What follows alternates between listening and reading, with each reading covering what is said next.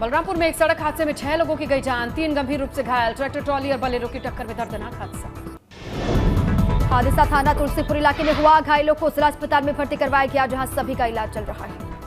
सोनभद्र में आपसी विवाद की वजह से पति ने पत्नी पर बोतल से किया हमला, खुद को किया घायल। अस्पताल में इलाज के दौरान दोनों की मौत। कोन इलाके के करैल गांव का मामला। गाजीपुर में शिवम आइकेयर की बड़ी लापरवाही आई सामने। आंख के मरीज को दे दी एक्सपायरी दवा। पीड़ित ने सीएमओ ऑफिस में की शिकायत, अब तक नहीं हुई है कार्रवाई। गाजियाबाद में पुलिस ने अवैध तौर पर चल रहे तेजाब फैक्ट्री पर मारा छापा। ट्रॉनिका सिटी इलाके में अवैध रूप से चल रही थी फैक्ट्री। दिल्ली हरियाणा यूपी में होती थी तेजाब की सप्लाई। हरदोई में अवैध हथियार बनाने वाली फैक्ट्री का पर्दाफाश हुआ। पुलिस ने 2 अवैध हथियार बनाने वाले लोगों को गिरफ्तार किया। आम के बाग में 2 लोग बना रहे थे हथियार। सुल्तानपुर में डॉक्टर राम मनोहर लोहिया अवध यूनिवर्सिटी की बड़ी लापरवाही। यूनिवर्सिटी प्रशासन लापरवाही से कमला नेहरू संस्थान के दर्जनों बच्चे रह गए टैबलेट पाने से वंचित। गोरखपुर के गोरखनाथ मंदिर से उतारे गए स्पीकर सरकारी स्कूलों को सौंपे गए। अब सरकारी स्कूलों में लाउड स्पीकर पर होगी प्रार्थना और राष्ट्रगान। सीएम योगी के कदम की लोग कर रहे हैं तारीफ। बुलंदशहर में दलित युवक घायल हालत में थाने पहुंचा। दबंग पर जाति सूचक शब्द कहने और मारपीट का आरोप लगाया। पीड़ित ने आरोप लगाया कि कार रोकने पर दबंगों ने गोली मारने की धमकी दी। पथराव। उन्नाव में रंजिश के चलते रिटायर्ड फौजी को दबंगों ने बुरी तरीके से पीट दिया। भीड़ ने दबंगों के कब्जे से फौजी को बचाया। पुलिस ने पीड़ित की शिकायत पर 10 दबंगों के खिलाफ केस दर्ज किया।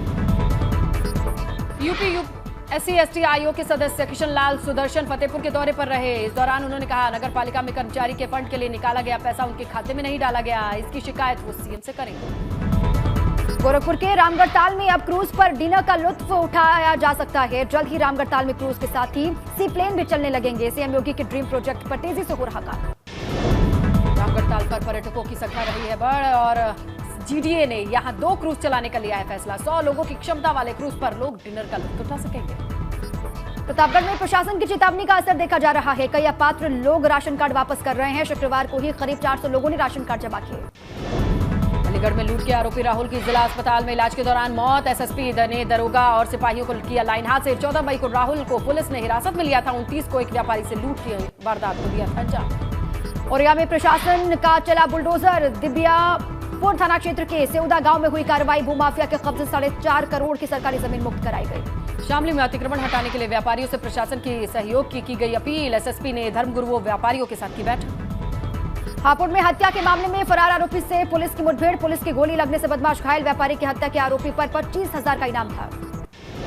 झांसी में रक्षा टोल प्लाजा पर टोल कर्मचारियों की पिटाई। भाजपा नेता तिलक सिंह समर्थकों पर लगा पिटाई का आरोप। टोल मांगने पर लेकर हुआ था विवाद। बहराइच में किसान सम्मान निधि के लिए अपात्र किसानों से की जा रही है पैसे की वसूली। 2000 किसानों से अब तक वसूले जा चुके हैं 42 लाख रुपए। प्रशासन ने अपात्र किसानों को दी है 30 जून तक पैसे वापस करने की चेतावनी। रुद्रप्रयाग में गंभीर रूप से घायल यात्रियों को किया जा रहा है एयरलिफ्ट। अभी तक 60 से ज्यादा मरीजों को किया जा चुका है एयरलिफ्ट। केदारनाथ धाम में अब तक हो चुकी है 21 तीर्थ यात्रियों की मौत। केदारनाथ धाम में दर्शन के लिए उमड़ रहा है भक्तों का सैलाब। 15 दिन में 2.5 लाख से ज्यादा लोगों ने किए हैं बाबा केदार के दर्शन। केदार धाम में हो रहे काम की लोग कर रहे हैं तारीफ। खटीमा में प्रशासन की ओर से अतिक्रमण के खिलाफ की जा रही कार्रवाई। अधिकारियों ने नौगांव ठग्गू गांव में एक दुकान और मकान पर चलाया बुलडोजर। तालाब की जमीन को कराया कब्जा मुक्त। बड़कोट में आंधी तूफान से घर की छत उड़ गई। मकान की दीवारों को भी नुकसान पहुंचा। चारधाम यात्रा के बीच आंधी तूफान प्रशासन के लिए बनी चुनौती। जेल से रिहाई के बाद घर पहुंचे सपा विधायक आजम खां। प्रेस कॉन्फ्रेंस कर सुप्रीम कोर्ट का जताया आभार। कहा, मुझे सुप्रीम कोर्ट से न्याय मिला। प्रेस कॉन्फ्रेंस कर सपा विधायक आजम खान बोले, मेरा मिशन कभी सियासी नहीं रहा। कहा, 40 साल के सियासी करियर में कोई गलत काम नहीं किया, लेकिन मुझ पर जबरन जमीन खरीदने का आरोप लगा। प्रेस कॉन्फ्रेंस के दौरान सपा विधायक आजम खान ने पढ़ा शेर। क्या कहा? कहा कि अपनों ने ज्यादा जुल्म उठाया। आजम खान ने सबसे पहले मुझ पर 8 केस दर्ज किए गए। 8 केस में सभी वादी पक्ष ने केस वापस ले लिया। आजम ने यह भी कहा कि हादसों से जीतकर वापस आया हूं। मेरे ऊपर हमेशा ईश्वर की कृपा बनी रही।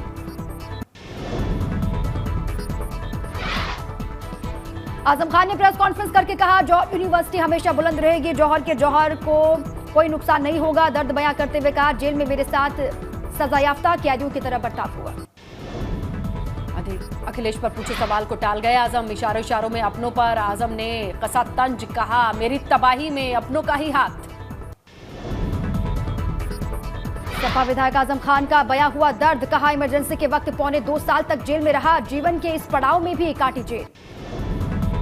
आजम खान ने कहा, मैं मुल्क, कौम और जमीर नहीं बेचता। हमने जो जमीन ली उसके पैसे चुकाए, लेकिन हम पर जमीन हड़पने के झूठे आरोप लगाए गए।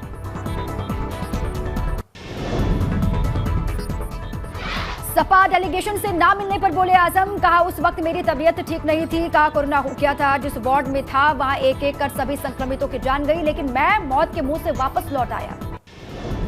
आजम खान ने प्रेस कॉन्फ्रेंस में खुलासा किया, कहा जेल में दरोगा ने कहा रामपुर में संभल कर रहें, आप पर इतने मुकदमे हैं, हो सकता है एनकाउंटर, मुझे भूमिगत रहने की बात कही। रिहाई के बाद रामपुर पहुंचे आजम खान ने अपने समर्थकों को संबोधित किया, कहा मेरे शहर को उजाड़ दिया गया, मेरे परिवार के साथ जो हुआ उसे कभी नहीं भूल सकता, कहा मेरा 40 साल का ये सफर यूं ही जाया नहीं जाएगा। आजम खान ने रिहाई के बाद पहली बार मीडिया से की बात, सजा याफ्ता कैदी की तरह रखा गया मुझे जेल में, कहा मेरे वक्त फिर से लौट के आएंगे, सूखे हुए पेड़ों में बहार आएंगे।